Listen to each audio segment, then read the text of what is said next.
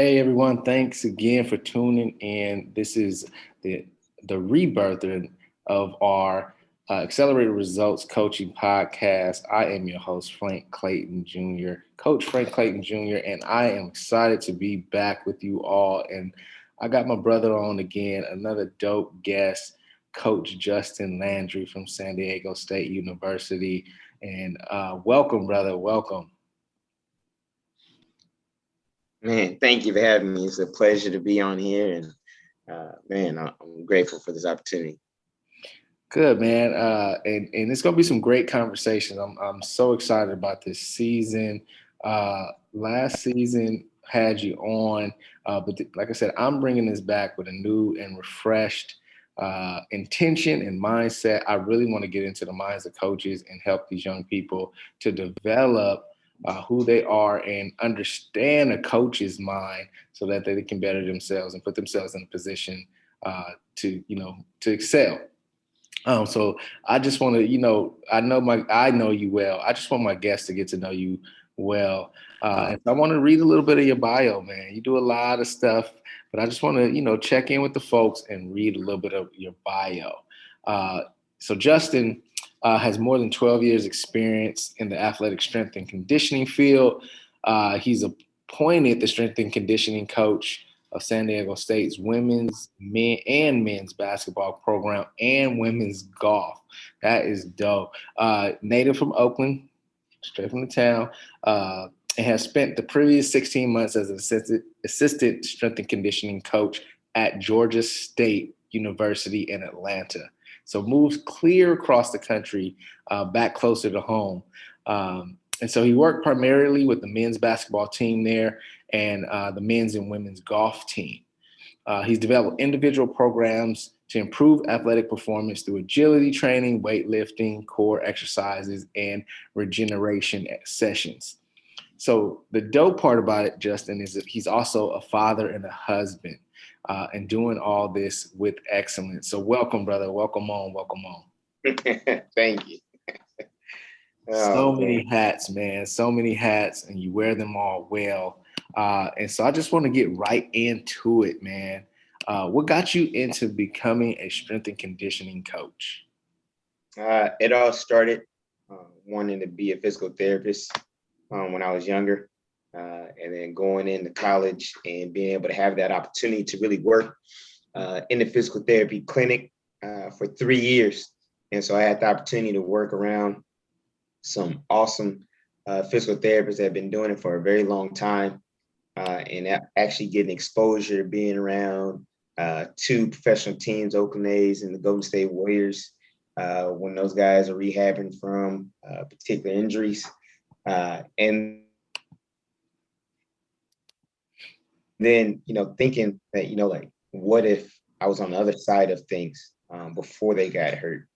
Is there is there an area that I can help them continue to stay on their field, on the court, competing at a high level without some of these nagging injuries or injuries that they may have sustained that's keeping them out for a particular amount of time?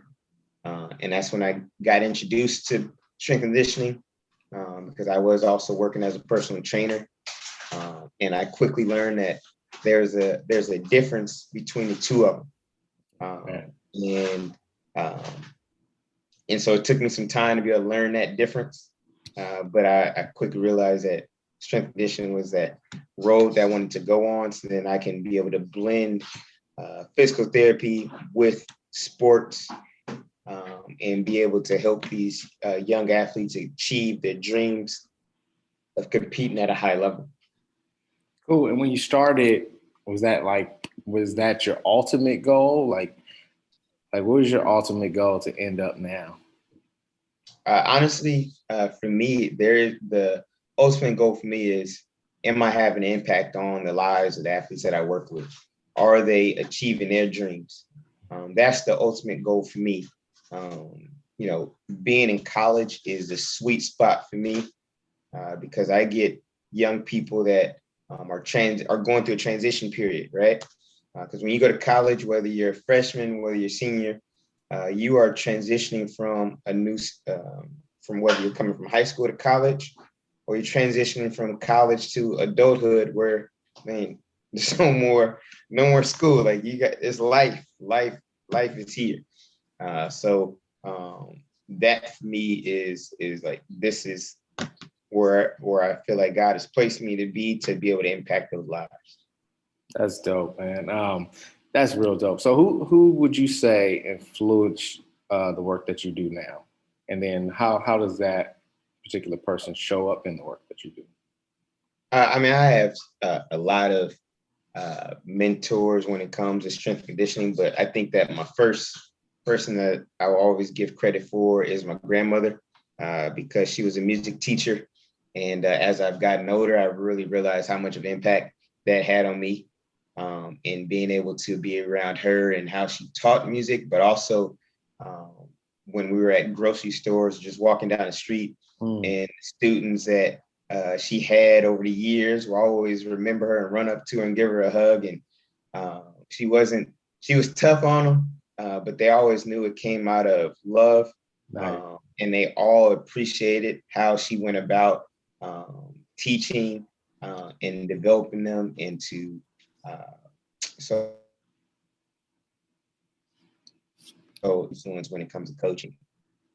Nice. That's dope. So grandma showed you how to get that love, be firm, all that. That's what's up. So what's something um, that had what's something that coaches told you, or a phrase that sticks with you in your coaching style?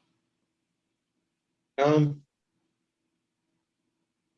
Honestly, be present where you are, because so many times you can be um, um, you can have a distorted vision with social media and or your colleagues getting various jobs and making a certain amount of money, um, and you lose sight of where you are. And so you have to continue to stay passionate about where you are, because you never know what that opportunity is going to turn into. You don't know who's watching you when you're coaching and or interacting with athletes and staff around you.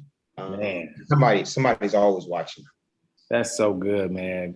Being present, enjoying where you are, right? We're always thinking about the past or the future, but just enjoying where you are. I love that you said that. And you never know, right? You never know the impact that you're having. We talk about, being faithful over the few. Yeah, hey man, that's dope, man. So what would you say thinking about that, what would be your personal philosophy, right?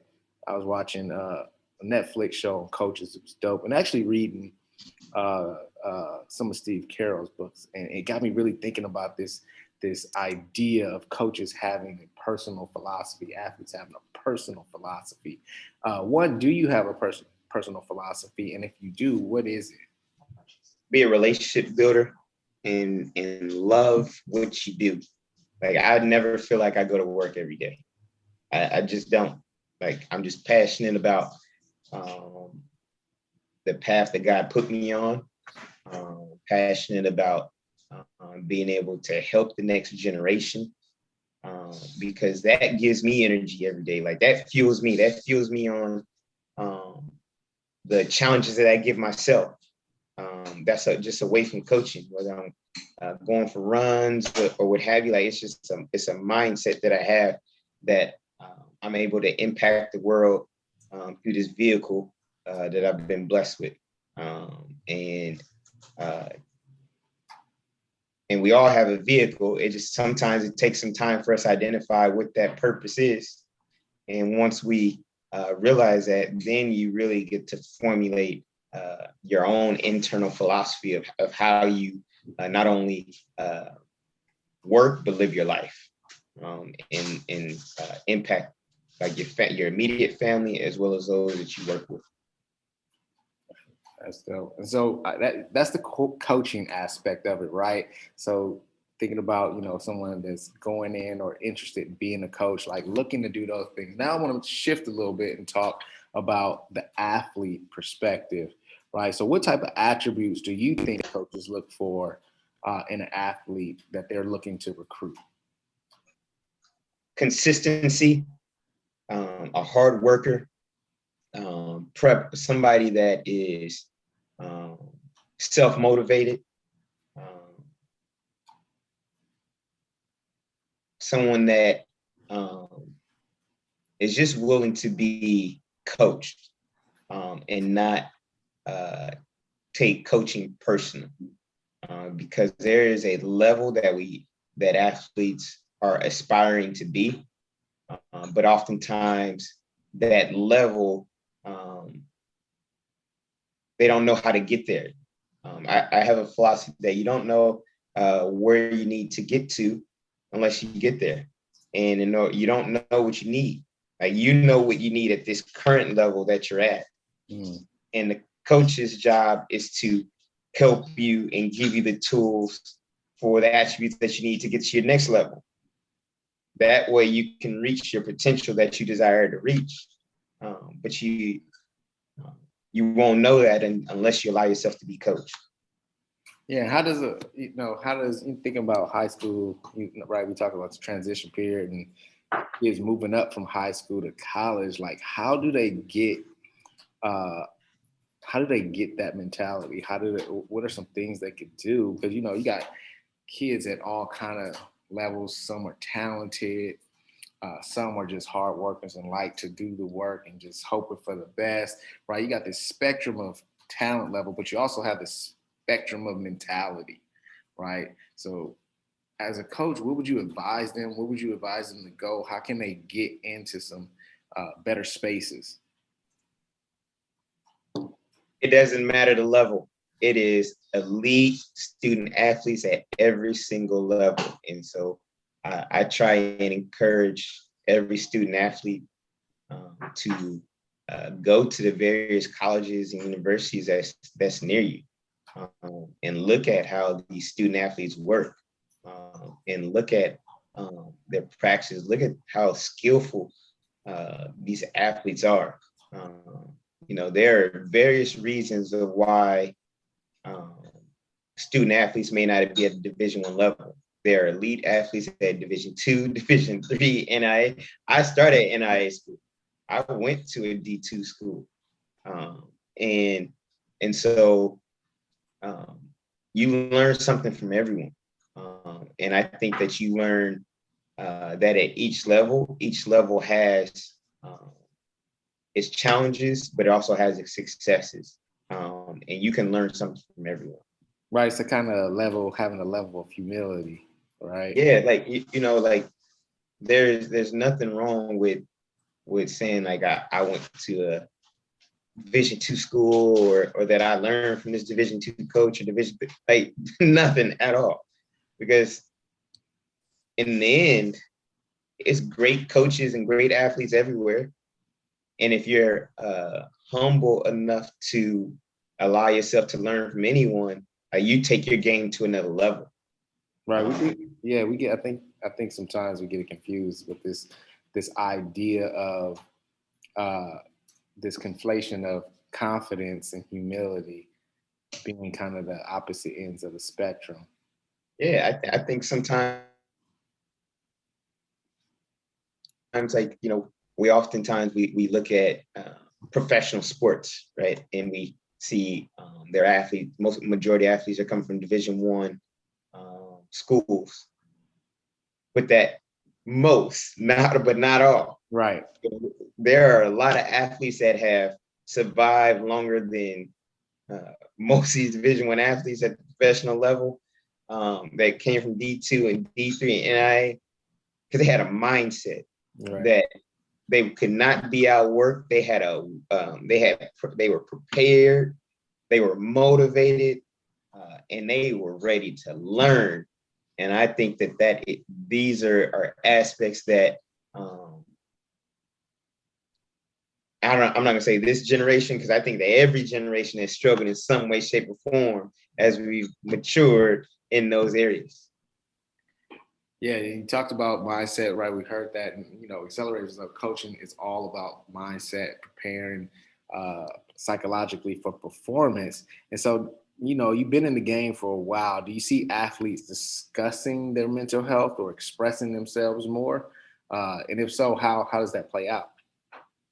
Yeah, I think that the discussion of mental health is a lot more prevalent now than it's ever been, because in the end, it doesn't matter what I do in the weight room.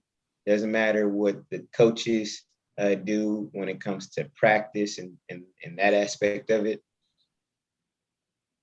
There are stressors in life that come at you, whether it's school, whether it's relationships, family.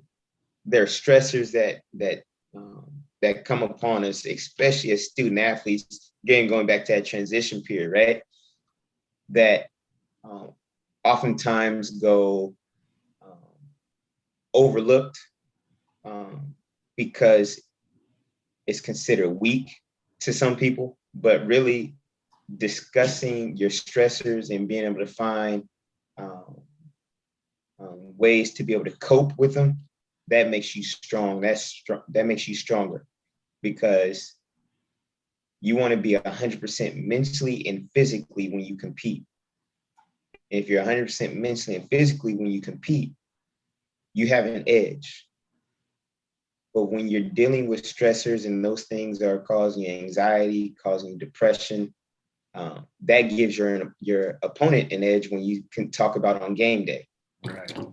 When you talk about going to practice, your mind is elsewhere. So those concepts that the coaches may be teaching you, your mind is elsewhere. Like you're thinking about something totally different. So you're not able to grasp those concepts. Right. It may be, and if you're not discussing those things, they may come across to a coach like, oh, they're not interested. Like they think that they know it.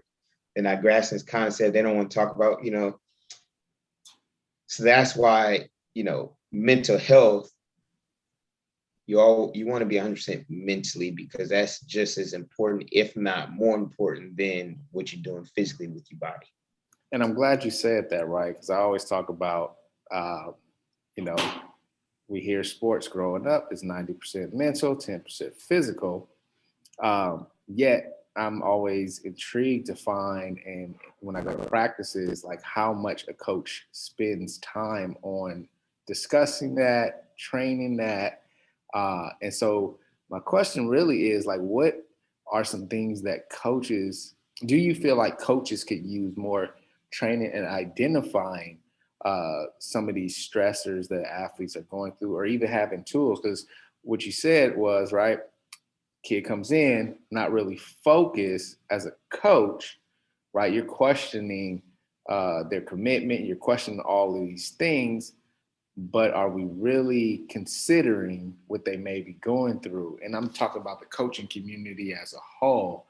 I think we can do a much better job as coaches in identifying some of those things. So, I love to get your perspective on, what and how can coaches do a better job at, recognizing some of these mental health issues. Yeah, I think that the first thing is being equipped with the tools to being able to identify um, various aspects of mental health that may be causing um, issues with your student athletes. And that starts with bringing in a professional and being able to have that professional actually come in and watch various aspects of what you're doing with your team, right? And being able to see the interactions that student athletes have, being able to open up the channels of having that professional be able to speak to student athletes, not only in a group setting, but also offering to student athletes to be able to talk with the professional one-on-one. Because there are oftentimes things that student athletes want to talk about, but they don't want to talk about it in front of a group of people, but they'll talk about it one-on-one. Sometimes they don't even want to talk about it to that coach, right? Yeah. Think about the atmosphere. When I played, it was like you don't let a coach know that you're injured or that you're, like those type of aspects. So imagine not being able to say, I possibly tore my pec muscle, right? compare that to being able to say, hey, my girlfriend dumped me and my head's not right today, Yeah. right? And I'm just thinking about like how that would be received. But you made a great point, right?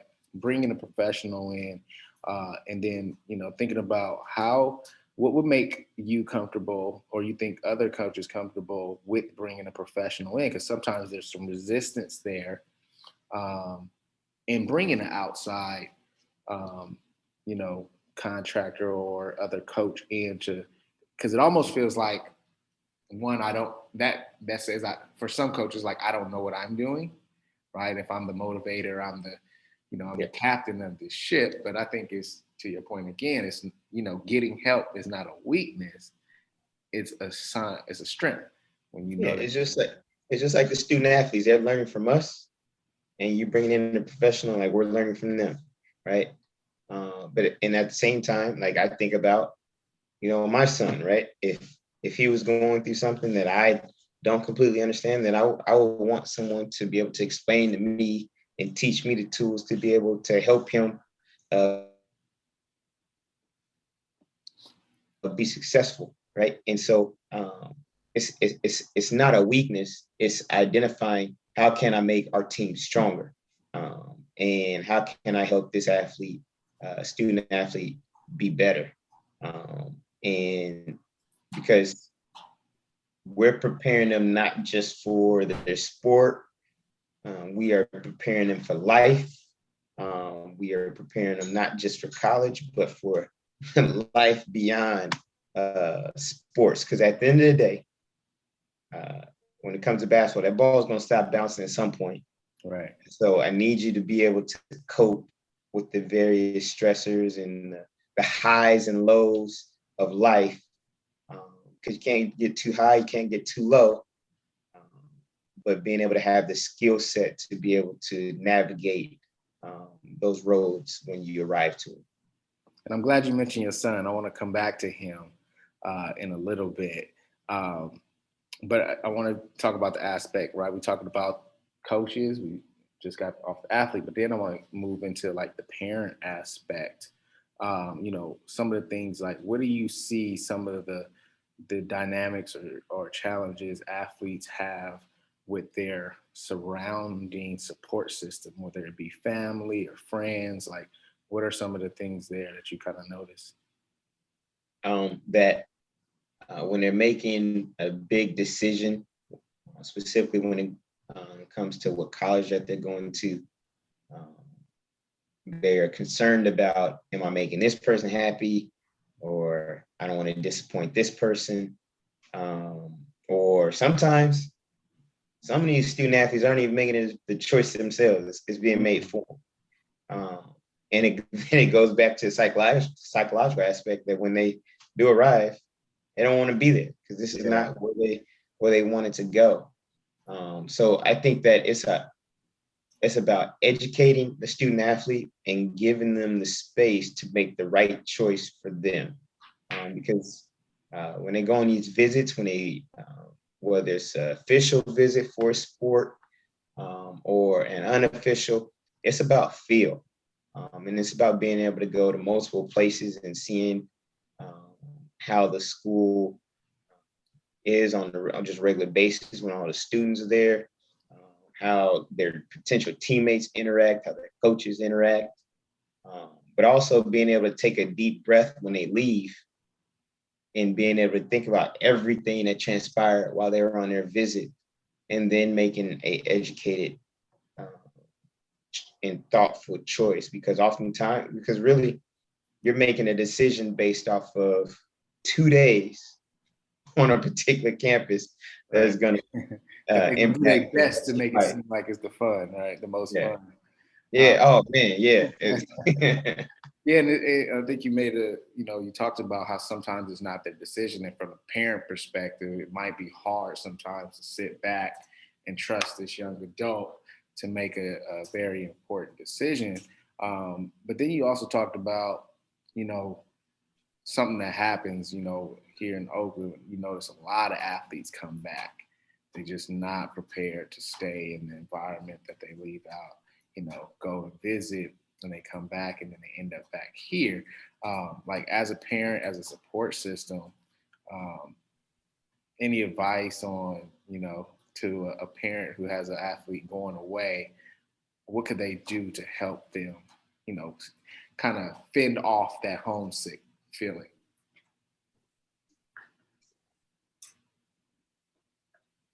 I know it's easier said than done, but early on, before a particular student athlete is going off to college, trying to find various programs, um, paid and or free, that will allow these student athletes to get exposed to colleges early on.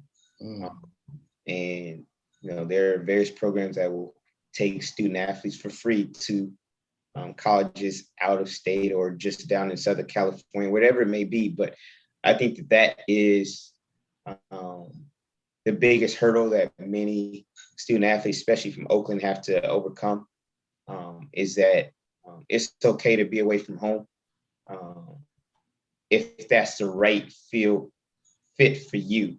Mm. But I think that oftentimes student athletes go back home because that's just comfortable. Right. Instead of really like trying to really figure it out and fit in, as soon as something doesn't go right, they're going back home. I was that kid, I did. I started at an NIA school in Oklahoma my freshman year. After my fall semester, I was calling mom like, I'm coming home. My box is already packed. My bags is packed. And she was telling me, no, you're not. I was like, yes, I am. Don't worry. Like, I'm coming home. And I did come home. But I got myself back into school. Like I stayed in school. I was in school that January. And I think that oftentimes what happens is when student athletes come home, they don't necessarily have a plan. They just know that this school is not the right fit for me. Right. And it's about figuring out, well, then what is the right fit for you? What will work? But I think the greatest growth does happen when you're outside your comfort zone, when you are living a particular distance away from home, because now you allow yourself to really like grow and build a village that's going to help you continue to be successful during your years of college. Yeah, and as parents, it's our desire, to our detriment, to our child's detriment sometimes, to keep them comfortable. Because I heard you mention comfort a couple of times, and so thinking about teaching your child how to manage being uncomfortable early helps them when they get into an environment that they don't see themselves there. They might go to a school that it's not a lot of people that looks like them, or it's a new pace of living, Yes. and so that it all can be uncomfortable, and so just helping them manage and navigate that mentally, right? Because it's all about that decision making. Yeah. Again, providing them with mental skills early, right? That's why this platform and what we do at Accelerate Business Coaching, I think is so critical and so important, is giving them the tools earlier and earlier and earlier, so that they have them for these life decisions. But I want to go back to your son, right?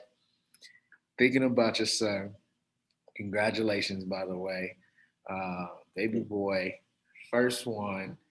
I'm thinking about him, and so my question is, if you were coaching him, what are 3 things you would make sure you taught him? So before I answer this question, I want to be perfectly honest. I do not want to coach my son. I rather, and I say that like not really being funny, but being honest, because I rather him, because there's so many other life lessons that I want to teach him, that when it comes to sports, I don't want to be that voice. Now, ultimately, he decides he wants me to coach him, then I want that to happen naturally. I don't want it to be forced on him. But if I was coaching him, 3 things I want to teach him is 1, preparation. Always be prepared. How you prepare your body matters. having confidence in yourself, in your abilities. Doesn't matter if you're the best person on the team or not. Like, have confidence in your ability and what you bring, because everybody brings a skill set that nobody else can bring. And the third one is be passionate. Um, because I feel like the passion for what you have for a sport will carry you a long ways, even on the days that you may not even be motivated to do it.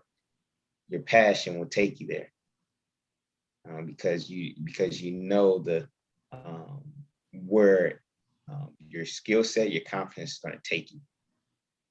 Nice, dope, man.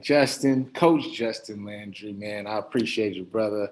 We're gonna leave it there, man, and wrap it up. It's another episode of Accelerated Results Coaching Podcast, man. Dope, dope. Thank you. So many gems. You got gems for the coaches, you got gems for the athletes, and gems for the parents, man. I appreciate your insight, your expertise, brother. And I look forward to the next time, man. Man, definitely, man. Appreciate you for having me on again. And man, thank you all for listening. And hopefully I was able to give some good knowledge. And I'm looking forward to listening to your next podcast. I can learn something from the next person. Dope, dope, dope. All right, it's Coach Frank Clayton signing off. Remember, Accelerated Results Coaching. I just want to see you win. Peace.